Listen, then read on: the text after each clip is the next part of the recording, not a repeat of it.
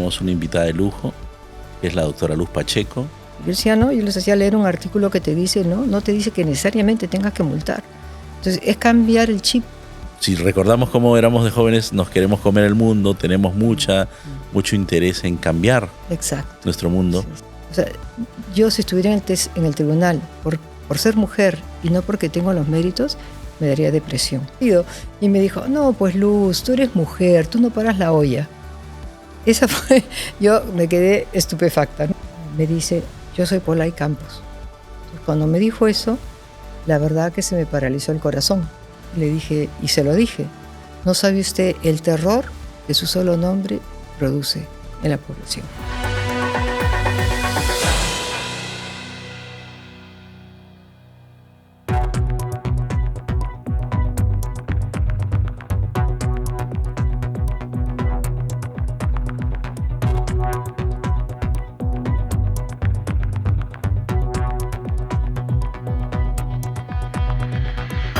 Muy bien, estamos nuevamente acá en el espacio del podcast y tenemos una invitada de lujo, que es la doctora Luz Pacheco, amiga del PAD, por supuesto, y profesora de la Universidad de Piura durante mucho tiempo y con vasta experiencia también profesional en otros campos. Y es la primera invitada mujer que hemos tenido y estamos felices de esto porque ya nos sentíamos bastante endogámicos, por decirlo así, entre hombres, ¿no?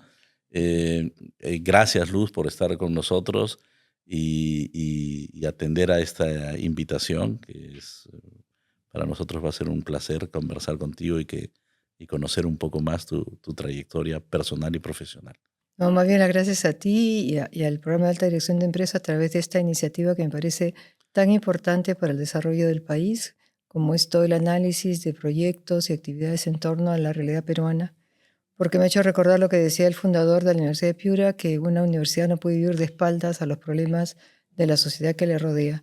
Y creo que ustedes están tocando puntos neurálgicos que a lo mejor en corto plazo no se nota tanto, pero yo estoy segurísima que está dejando una huella muy grande y será el surco que otros van a seguir para impulsar el desarrollo a nivel nacional. Gracias. Y tienes razón. El fundador de esta universidad nos impulsaba a no vivir de espaldas hacia la sociedad, hacia lo que es las personas, digamos, ¿no? Y no solamente estar abocado a la propia institución, sino profesores y alumnos, sino profesores y alumnos que hacen por la sociedad. ¿No? Bueno, yo quería se pueden abordar muchos temas, pero yo no quiero entrar rápidamente a tu labor, ¿no? O sea, actual como presidenta del Tribunal Constitucional, que quizás muchos tendrán curiosidad, ¿no? Yo más bien quisiera empezar preguntándote cómo ha sido tu desarrollo profesional y por qué has más o menos dado el paso al Tribunal Constitucional, ¿no? Tú viniendo de la academia y también de otras actividades profesionales, saltaste ahí, ¿no? Y también es un cargo importante y que todas las mujeres, pues, las abogadas y también otras dirán, oye, que esto nosotros tenemos un gran ejemplo en Luz Pacheco, ¿no? Y además cuando te escuchan hablar en las entrevistas, en tu posición, cuando también un abogado, como abogado, lee más o menos las resoluciones que tú haces, oye, es sensato, dices, oye, que esto es lo que necesitamos, ¿no? Pero cuéntanos un poco de tu trayectoria y cómo así has dado el salto, ¿qué te ha motivado? A ver, creo que empieza muchos años atrás. Siempre me ha inquietado la marcha de la cuestión pública en el país. Sin embargo, creo que eso es bonito por compromisos familiares voluntariamente asumidos. Durante la mayor parte de mi vida no podía ser compatible esa dedicación a cargos públicos porque son muy demandantes. Y si uno se lanza a ellos, sabe que de alguna manera se sacrifica gran parte de la vida personal, privada, de tiempo que uno puede dedicar a la familia, a otras cosas.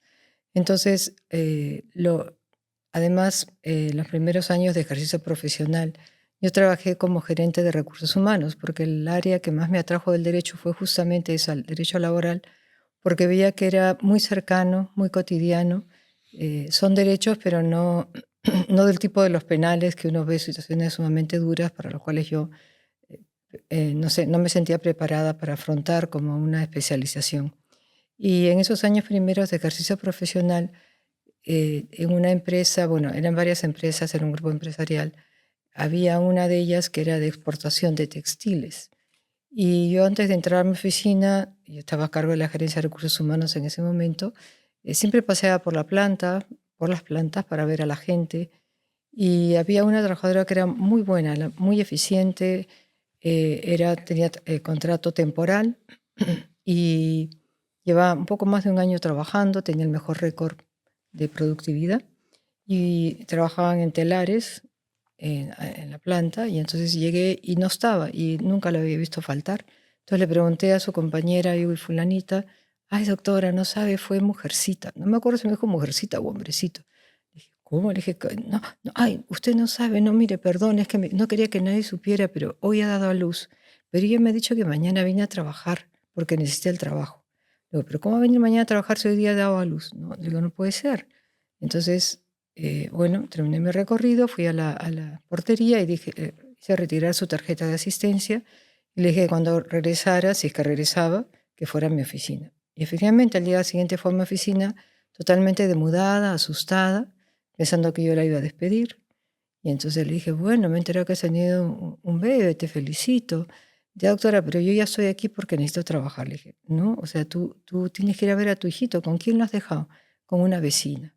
Bueno, eso para mí fue como una puñalada en el corazón. Digo, ¿cómo una madre va a dejar a su hijo recién nacido como una vecina? O sea, ¿qué clase de sociedad vamos a formar si ante todo se pone el trabajo como lo más importante?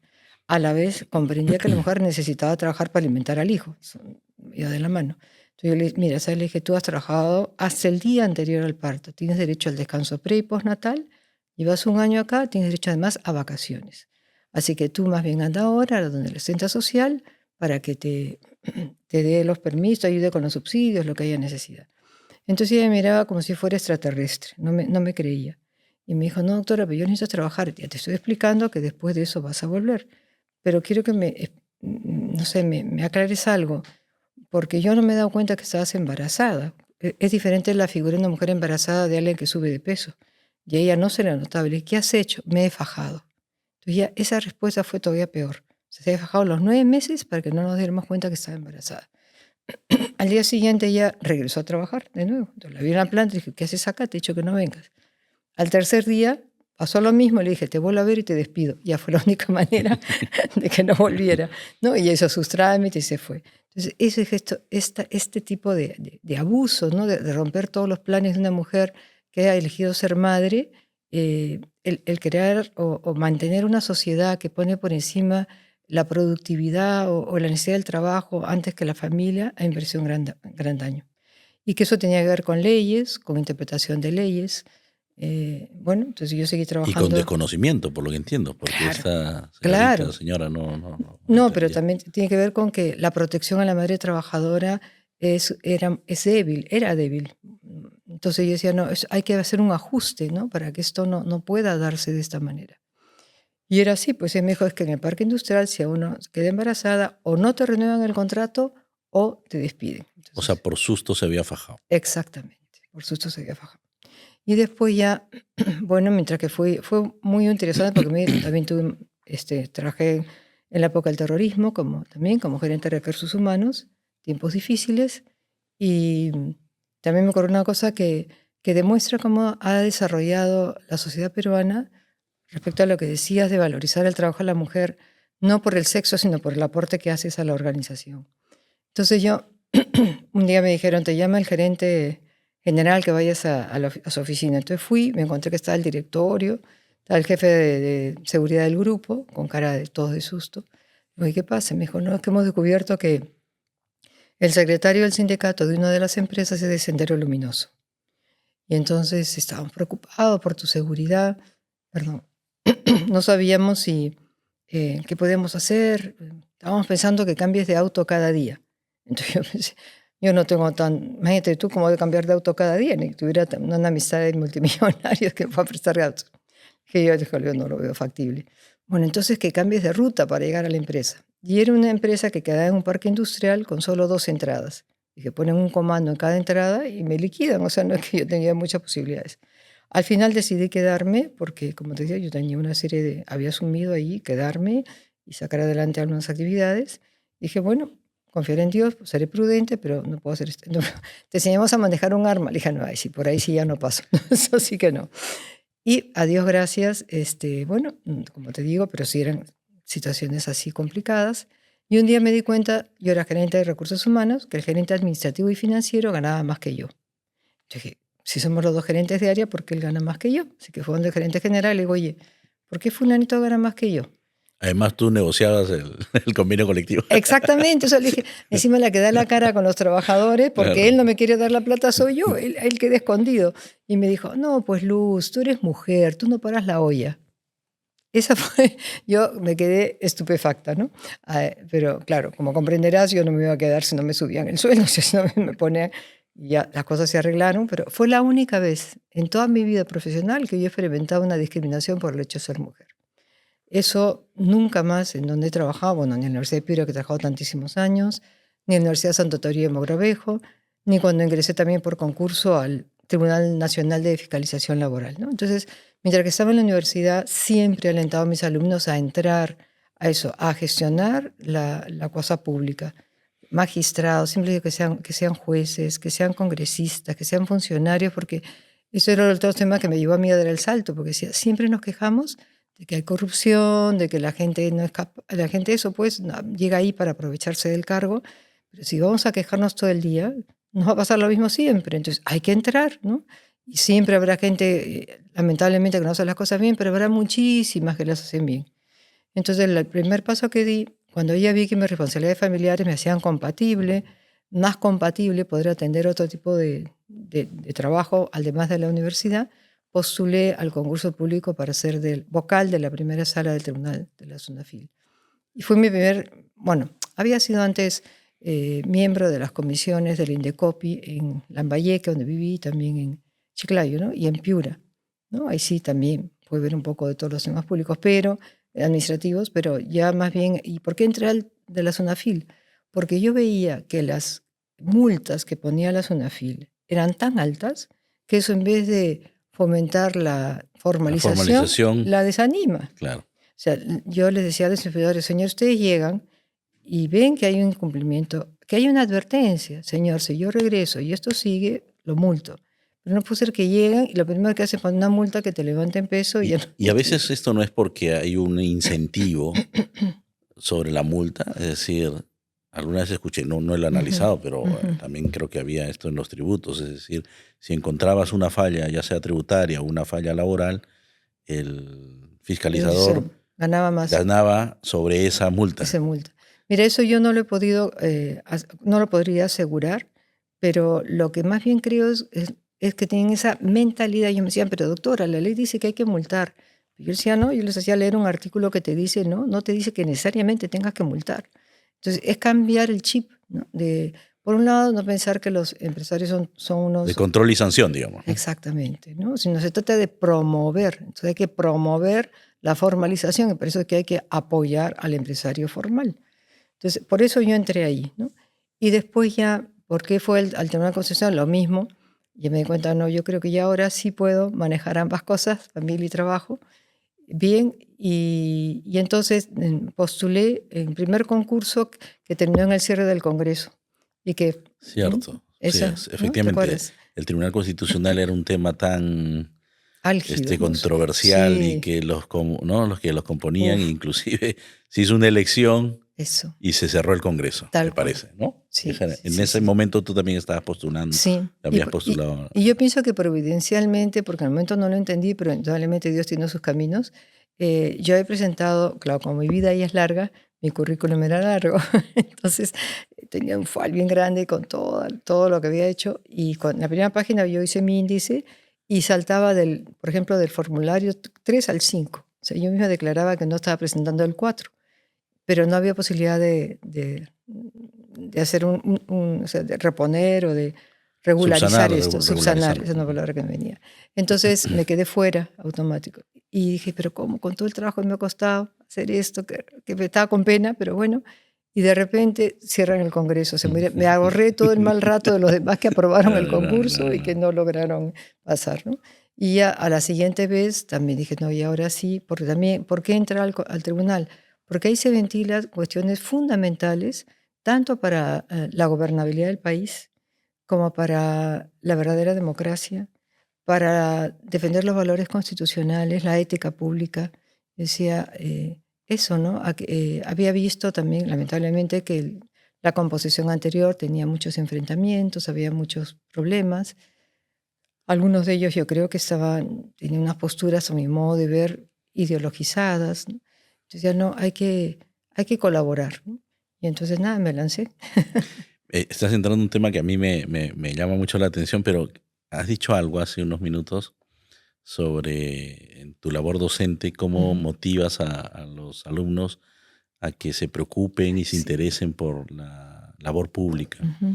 Entonces me quedé pensando en eso y dije, ahora ¿no? Porque yo tengo también varios amigos que han pasado por el tema público, y lo primero que me dicen, me gané juicios. Me dicen, tengo muchos juicios Sí, y los tengo que ir, ¿no? Porque no tienen sentido, no sé, o sea, hay mucha mala, digamos, leche a veces en esto, ¿no? También problemas familiares, ¿no? La esposa o el esposo están bastante estresados, están bastante preocupados, ¿no? Porque llevar un proceso judicial no es simpático, o a veces puede haber hasta amenazas, ¿no? De toma de decisiones. Oye, entonces está metida la familia, los hijos. O sea, esto es lamentable, digamos, ¿no? Y entonces, a pesar de todo eso, ¿cómo responden los alumnos? O sea, porque si recordamos cómo éramos de jóvenes, nos queremos comer el mundo, tenemos mucho interés en cambiar nuestro mundo. ¿Cómo te responden? ¿Cómo se interesan? O sea, yo tengo la alegría de tener varios alumnos que están en el Poder Judicial, algunos otros que están, bueno, el presidente del Jurado Nacional de Elecciones ahorita es un exalumno de la Universidad de Piura, ¿no? Fue mi alumno en su momento. O sea, yo creo que sí, algo se siembra y algo se cosecha. No en la proporción que quisiéramos, porque cuando llegan a tercer, cuarto año y todos quieren practicar, se deslumbran con los estudios de abogados. Y a veces hablaba justamente con una profesional abogada que ha experimentado, la verdad, mucho abuso en el estudio donde trabajaba, ¿no? O sea, trabaja como independiente, aunque esté sujeto a un horario. Además, no tiene, pues eso, ningún tipo de seguridad social, personal. Y él decía, bueno, me comparaba con el sector público, me decía, pero en el sector público hay esto, lo otro. En todas partes hay dificultades, ¿no? O sea, donde vayas, de una manera o de otra. Creo que ahí lo que uno tiene que plantearse es, bueno, ¿yo qué quiero hacer con mi vida? ¿Qué quiero, qué quiero aportar a la sociedad? Y sí me parece que lo que tenemos que hacer los profesores es recordar esas ilusiones que teníamos al entrar a la universidad, de cambiar el mundo, de que se entraba a derecho porque quiero que haya más justicia y no quedarnos simplemente que ya gano bien, ya puedo tener plata, ya puedo hacer no sé qué, porque eso achica totalmente el horizonte y creo que reseca el corazón también de alguna manera. sí, efectivamente, o sea, el criterio económico es importante, pero si es el que más, digamos, se sobrevalora o prima, te ciega a otros aspectos, a otros criterios. Entonces, lo que también voy entendiendo es que la administración pública, o para ejercer, para volcarse a la gestión pública, a la administración pública, se necesita tener un corazón bien grande, ¿no? Un corazón grande, porque no te vas a preocupar por solo tu organización, o solo, ¿no? Sino te estás entregando a la sociedad. Es un servicio público, es verdad que es un servicio público. Y si uno tiene esa mente cuando trabaja, entonces actuará con rectitud, o sea, de acuerdo a su conciencia. Habrá gente que te alabe, gente que te critique.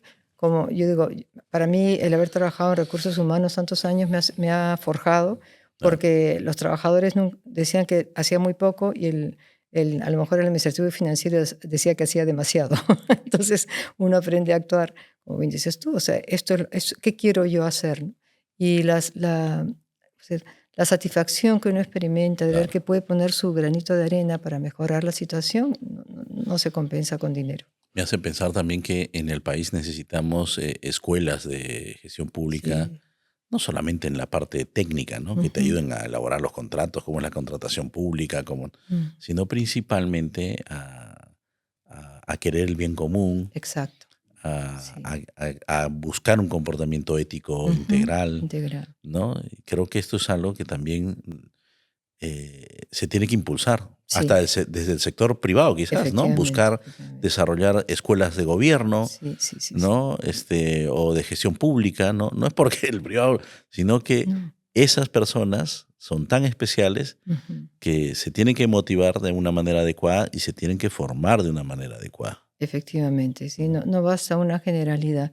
Yo coincido contigo porque es difícil, hay muchas barreras burocráticas para el trabajo en el sector público, tiene muchas limitaciones porque justamente como es dinero de los contribuyentes del Estado, hay muchas medidas de seguridad y a veces la gente se paraliza, no, porque si firmo entonces tengo un problema, me van a hacer un juicio y no se Viene trabaja con Contraloría, que libertad. no sé qué, entonces mejor, Exacto. ¿no? Sí, sí, Mejor que lo diga un árbitro. exacto, mejor yo no me meto y no hago, pero creo que así nuestro país tiene tantas posibilidades, tantas riquezas, que yo creo que vale la pena que todos nos lancemos, más en estos momentos de dificultad, a poner el hombro en el sector público. Yo creo que es fundamental. ¿No? De Y acuerdo. no se estaba pensando en lo que decías al comienzo de las mujeres y darles espacio. El otro día estuve en un coloquio, conferencia coloquio con unos alumnos de la Universidad de Lima y una de las alumnas me preguntaba algo que con frecuencia lo han planteado.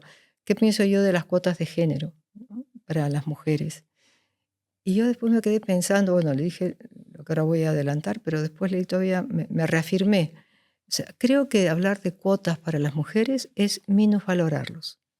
¿Por qué? Porque las mujeres nos dan educación, vamos a hacer lo mismo que puede hacer el hombre.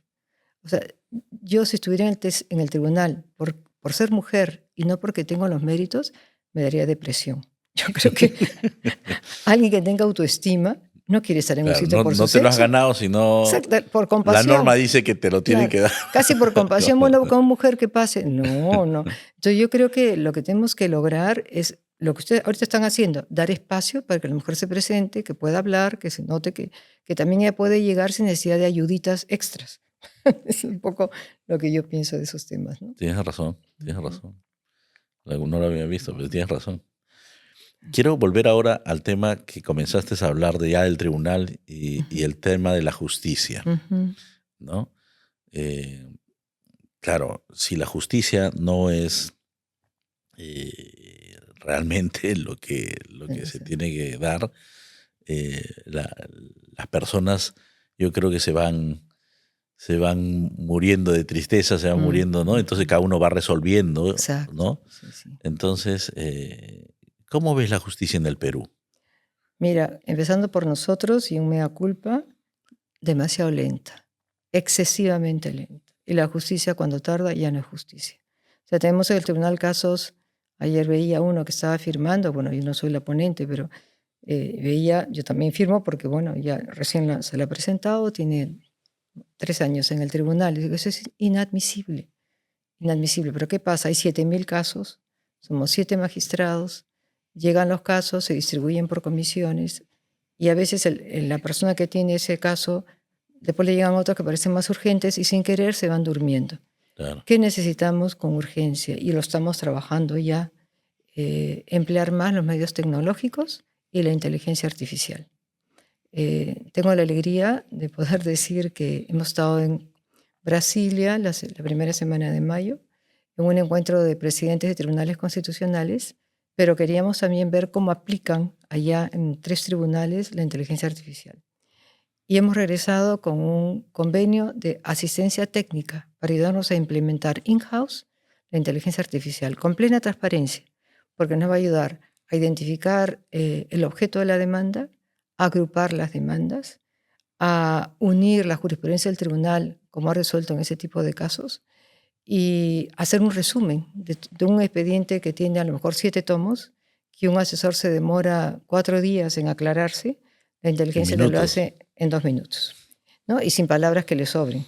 Pero claro, ahí hay que ver seguridad, hay que ver que esa información siga siendo reservada, que no hay errores. Entonces, nuestra mente no es que nos sustituya, la idea es que sea un borrador, ¿no? Que se va a chequear y después ya con todos los elementos podemos decidir. Fíjate que el tribunal que nos va a dar el asesoramiento tiene una carga de 590 y tantos mil expedientes al año Wow. y resuelve más de 500.000. Si el día que nosotros tengamos la inteligencia artificial, mi sueño es llegar a carga cero. Ese día seré feliz. Eso, claro, o sea, claro, quizás lo que no son abogados es como para entender un proceso es, acabas de decir, tienen 7.000 expedientes y tienen 7 vocales. Exactamente, 7 magistrados. Entonces punto. casi 7 magistrados. 1.000 cada uno. 1.000 cada uno. Entonces, claro, y leer uno y analizarlo pueden ser días. Claro. Y si utilizas la inteligencia artificial, tienes un resumen en 2 hojas. Eso. ¿No? Breve, conciso, sin que le sobren palabras, porque a veces los asesores con su buen espíritu, pero es a veces dificilísimo entender los antecedentes, que son el resumen de lo ocurrido. Pero ellos han desarrollado muy bien todo este tema y ya estamos trabajando, estamos teniendo reuniones por Zoom, va a viajar la primera semana de junio la gente la que va a ver nuestro equipo técnico y otros magistrados, porque tenemos que estar todos con la misma óptica. Y de ahí... ¿Y cómo evolucionará el trabajo del abogado? Porque efectivamente lo que va a pasar es poco a poco se va a ver como un formato para que tú pongas el objeto, ¿no? Los petitorios, no sé. Entonces, inclusive te obliga a ser un poquito más ordenado, a sistematizar tu información, tus argumentos. Y entonces el abogado realmente tendrá que hacer un estudio mayor para las audiencias. Efectivamente. Porque tendremos cada uno, ¿no? Nuestras 2 hojas. El magistrado lo tendrá. Ok, a ver, ¿qué otros argumentos hay? Claro. ¿No? ¿O qué otras, no? Sí, o sea, es que para todos va a suponer, yo creo que un aporte mayor de lo que podemos dar como seres humanos, porque no nos puede sustituir. Pero sí, al tener más claridad, como se dice, del texto y del contexto, uno puede funcionar mejor, habrá más seguridad jurídica. Claro. Fíjate que en Brasil y en todos estos grandes tribunales está muy homogenizado, por decir así, el tenor de las sentencias en lo esencial. Ya después para cada caso se ve qué es lo que corresponde, ¿no? Porque puede haber ocasiones en que se declare inaplicable una norma. Eso probablemente no lo haga nunca la inteligencia artificial. Claro. O sea, sirve para casos generales por el algoritmo y esas reglas que lo manejan, ¿no?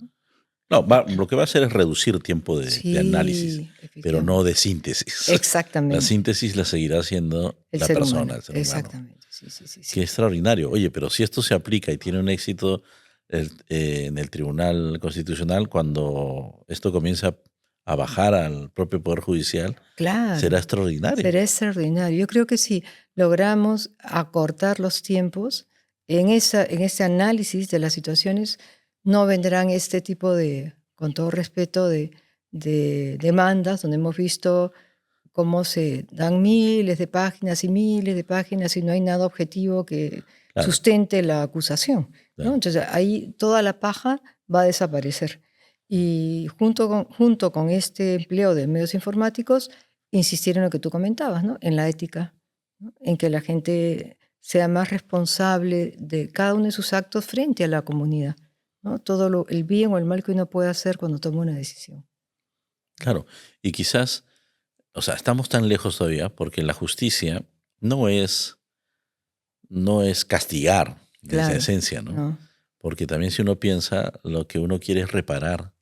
Cuando alguno de nosotros comete un error, yo creo que en vez de seguir pisando y cayéndose, lo que si una sociedad, ¿no?, lo acoge, es más fácil cambiar, digamos. Claro, ¿no? Efectivamente. ¿No? Eso también es una cuestión difícil. Aquí también te cuento otra experiencia personal.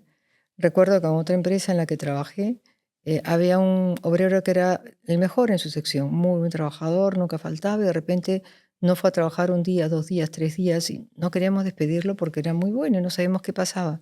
Al cuarto día, ya, entonces mandé a la asistente social a que viera qué ocurría, La casa. qué había pasado. Este hombre dice que llegó a su casa el último día de trabajo, es un poco fuerte lo que voy a contar, y se encontró que había mucha gente alrededor de su casa, la policía, y le dicen que su mujer había matado a sus 2 hijitos y se había querido suicidar. Se había cortado el cuello, pero no se había muerto, la habían llevado. Bueno, como hombre era súper fuerte. Y al hombre después de un tiempo volvió a trabajar y más o menos ni un mes después viene a buscarme. Doctora, quiero que vaya a ver a mi esposa a la cárcel. Entonces yo dije, ¿cómo? No, es que ella es buena, ella nunca hemos peleado, yo no sé por qué ha hecho esto. Entonces yo estaba un poco, la verdad, desconcertada, como un hombre puede querer todavía a una mujer que ha matado a sus hijos. O sea, me parecía muy chocante, ¿no? Entonces, mira, no sé si pueda, pero me lo pidió como 3 veces. Entonces ya me sentí moralmente comprometida, ¿no? La verdad que me morí de miedo. Digo, ¿qué me irá a hacer esta señora, no? Entonces fui a la cárcel y encima cuando uno va a la cárcel, al menos en esa no, a las de acá no es así, uno entra, ahí era todo cerrado y te cierran por dentro. Entonces me quedé yo con todas las, dije, ay Dios mío, aquí que estaba con todas ahí bien encerradas. Y me dijeron que iba a ir a una sala para que estaba la señora, ¿no? Y la verdad la señora tenía una cara buena, joven, y estaba embarazada. Del señor. Claro, el tercer hijo que yo tenía, había matado a los 2 y estaba esperando al tercero.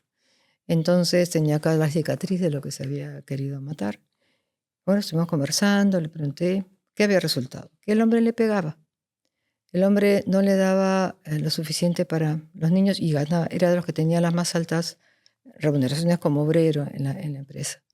Y entonces me dijo, fue un momento de desesperación. Estaban llorando los 2 mayores. Yo pensé, estoy embarazada, ¿qué voy a hacer con este niño? No va a tener que comer, mejor los mato a todos. Nos morimos todos. Ya me contó cómo mató a los 2 chiquitos. Bueno, fue terrible y a Dios gracias como te dije. Le dije, bueno, le dije, y Se ahora desesperó. se desesperó. Le dije, y tú ahora, doctora, si yo hubiera podido conversar como converso con usted antes, antes de esto yo no lo hubiera hecho. Pero me desesperé. Y ahora la razón de mi vida es este niño que tengo acá.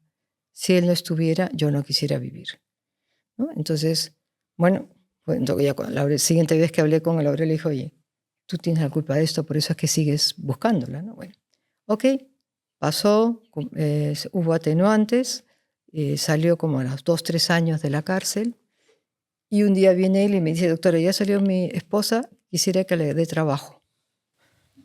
A la Claro, esposa. a la esposa. Yeah. Porque todos decimos, hay que rehabilitar, Claro, sale claro. de la cárcel, hay que darle oportunidades. Y claro, yo pensé, madre mía, ¿cómo le doy trabajo a una señora que ha ahorcado a sus 2 hijos? O sea, y si un día sea loca y me ahorca una obrera al lado, ¿no? O sea, ¿qué tranquilidad tengo yo? O sea, por un lado está tu deber de resocializar, pero tú también tu deber de cuidar a la gente que tienes encomendada. A Dios gracias que teníamos la posibilidad de trabajo a domicilio, ¿no? Para hacer ciertas labores y le dimos eso. Pero te digo, esa experiencia también a mí me hizo notar qué fuerte, qué difícil es encontrar el punto de equilibrio, ¿no? Ayudar a la gente porque hay que ayudarla. Yo he estado en la cárcel, esto no lo he contado hasta ahora, pero yo he ido a ver a la prisión donde están los de alta seguridad de la Marina, donde está Montesinos, están los terroristas, ahora hay un habeas corpus.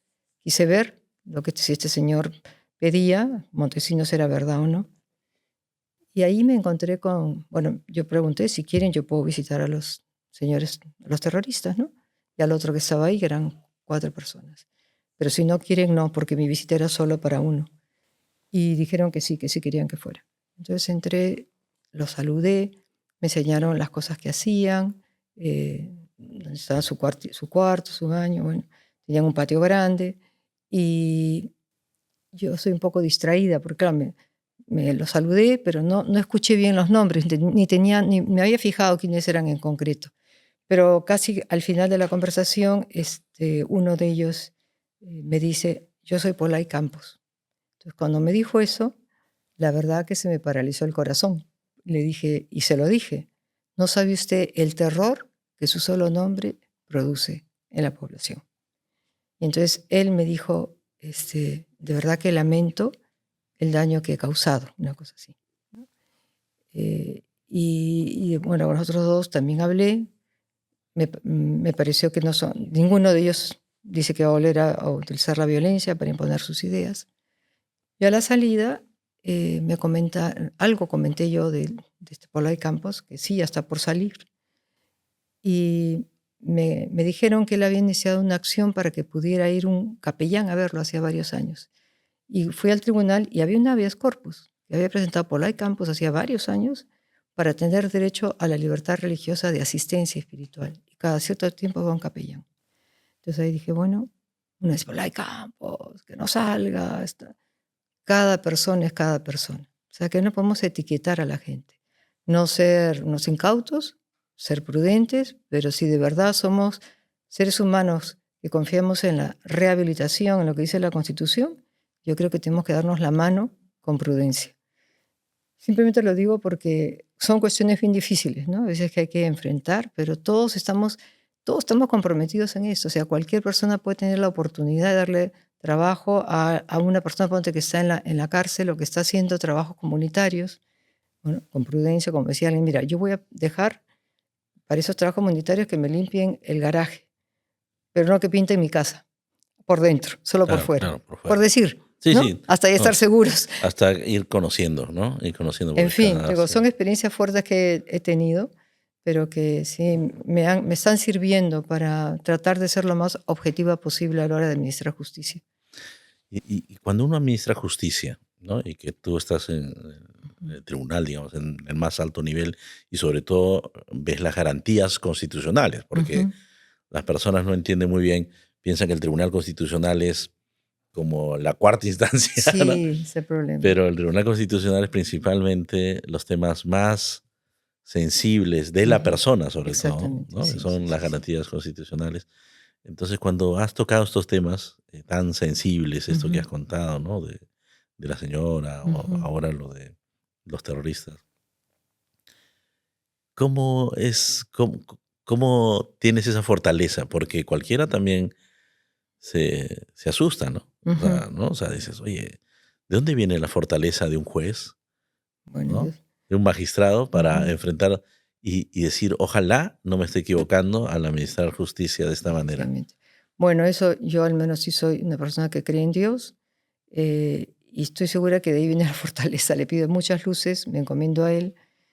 No sé si has visto la película Amistad de Steven Spielberg. Amistad de hace muchos años ya. De trata de esclavos. De trata de esclavos. No sé si te acordarás que en un momento eligen a un juez un juez que es joven y que quiere subir. Y para que él haga, a ver si el juicio es válido o no. Y él se ve que reza, es católico, y pues sale y se enfrenta a todos. Yo creo que eso es lo que nos ayuda a todos, o sea, a todos los que somos creyentes, a tener valentía para hacer cosas que pueden ser difíciles.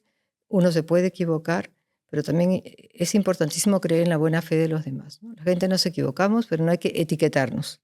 Hay que darnos la posibilidad. Y si uno vive de la mano de Dios, la vida es distinta, mucho más grata. No es que nos ahorre dificultades, pero no nos ahogamos en las dificultades porque tenemos un porvenir miramos un poquito más allá, creo yo. Claro, no se acaba todo acá. Exactamente. ¿No? Y cuéntanos un poquito, si puedes, del Tribunal Constitucional, digamos, de los tribunos ahora, los magistrados, esta composición, ¿qué labor tienen el tribunal? ¿Cómo ves los retos ahora del tribunal? Sí, tenemos por delante varias acciones de inconstitucionalidad, conflictos competenciales muy potentes, por decir así, para mantener la democracia y también para que haya seguridad jurídica. Pienso en la competencial que hay entre el Ministerio Público y el Congreso respecto a las competencias que tiene la policía en la investigación. Tenemos el del Poder Ejecutivo contra el Ministerio Público respecto a las investigaciones a la Presidencia de la República, la ley de extinción de dominio, en fin. Entonces, en esto, pues, yo creo que hemos aprendido mucho en esos 3 años, ya llevamos 3 años, para conocernos, y creo que es un gran mérito que haya apertura. A veces uno plantea algo, por eso yo he dicho que ahora en mayo la meta era resolver por lo menos el competencial de la presidencia, esa es la meta. pero yo no puedo decir que va a ser el resultado, porque somos 7, ¿no? Pero en este tiempo ya hemos ido intercambiando ideas, debatimos, y yo noto gran apertura, decir, bueno, eso sí, a lo mejor, porque uno debate y a lo mejor otra persona te presenta las cosas de un punto de vista que no habías considerado. Y sí, yo noto que de parte de todos hay este deseo de hacerlo justo, ¿no? De hacerlo justo. Y la gente falla de acuerdo a lo que considera que es lo correcto. Entonces, al haber asumido esto, me parece que logramos que haya un clima de cordialidad, de entendimiento en medio de las diferencias. No lo tomamos como una cosa personal, ¿no? Y sí te exige estudiar a fondo, ¿no? Eh, Plantear muy bien para que esa decisión contribuya a la pacificación y no al revés, ¿no? Entonces, las relaciones dentro del tribunal son adecuadas, son buenas. Normal en cualquier institución, con unas personas puedes tener mayor química, como se Afinidad dice, claro. la afinidad, pero no tenemos nada ideológico, ¿no? A mí me hace gracia cuando dicen, fulanita se pasaba al bando de los caviares, o ahora fulanita está en la... Nada que ver, o sea, no, o sea, uno, si voto con uno sé porque pienso que tiene la razón, o con nosotros porque pienso lo mismo, pero nada, no es creo que hay que huir de las ideologías que te Sí, alejan de la realidad. sí, eso te iba a decir. O sea, las ideologías le han hecho mucho daño, Sí. digamos, a las sociedades. Y es porque, claro, tú como maximalizas Mm. un esquema, una idea, ¿no? Un planteamiento, Un sí. planteamiento, ¿no? Cuando en la realidad, cuando te enrostra la realidad del problema, hay que ponerse a pensar cuál Eso. es el problema y la solución más adecuada, Sí, ¿no?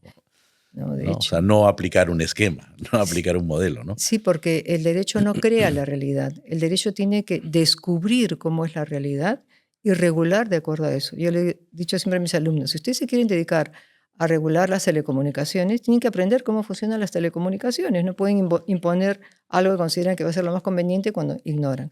O si ustedes quieren hablar del derecho a la vida, de lo que fuera, bueno, hay que aprender cuándo empieza la vida. ¿Quién decide cuándo empieza la vida? Lo decide la genética, lo decide la biología, no lo deciden los abogados. Y esto que estás diciendo es bien sensible porque eh, probablemente hay escuelas de derecho en el mundo Ujú, que más bien a veces forman a los, ¿no? A los ujú. juristas para crear, Exactamente, ¿no? Para exactamente, crear, para que la norma, inclusive tú creas la norma para que cree o exacto. transforme la realidad, Sí, una ¿no? ingeniería social. Sí, ingeniería social, ¿no? Ujú. Muchos procesos de cambio cultural Sí, correcto. ¿no? Se Sí, basan sí, sí, sí. en todo el desarrollo jurídico y antes se hace toda una sociología y decir, Sí, ven, es esto, ¿no? Entonces ahora hay exacto. que reconocerlo, pero ya se ha trabajado antes, Sí, ¿no? y una de las cosas que yo más insisto cuando estoy en coloquios, en reuniones, en que nos corresponde en estos tiempos diferenciar pretensiones de derechos.